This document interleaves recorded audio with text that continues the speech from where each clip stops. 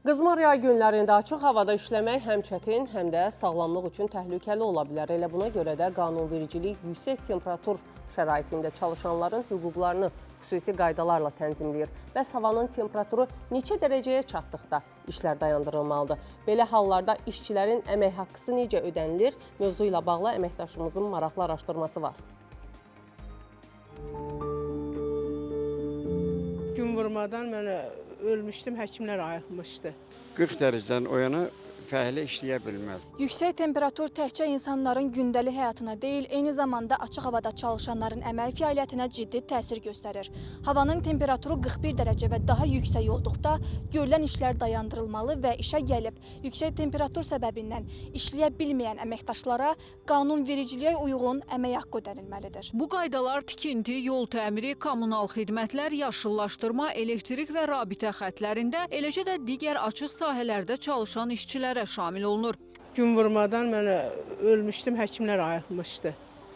Gün adama çox təsir edir, elə bir ki, gün vurma deyirlər də ona, ölüm vəziyyətinə gətirir. 40 dərəcədən o yana fəhlə işləyə bilməz. Niyə? Çünki o günəşin şüaları onun halını dəyişdirib, başqa bədbəxt hadisələr baş verə bilər. Günün müəyyən saatlarında fasilələr olur ki, uzun müddət bədən qızması baş verməsin. Sonra bu şəxslərin su qəbuluna diqqət edilir. Yəni sərinləşdirmə üçün, bədən temperaturunun qalxmasının qarşısını almaq üçün müəyyən işlər görülür. Əmək qanunvericiliyinə əsasən temperaturun 41 dərəcə və daha yuxarı olması səbəbindən işə gəlib əmək funksiyasını yerinə yetirə bilməyən işçilərin həmin günü boş dayanma kimi rəsmiləşdirilə bilməz. Belə hallarda onlara qanunvericilikdə nəzərdə tutulan qaydada əmək haqqı ödənilməlidir.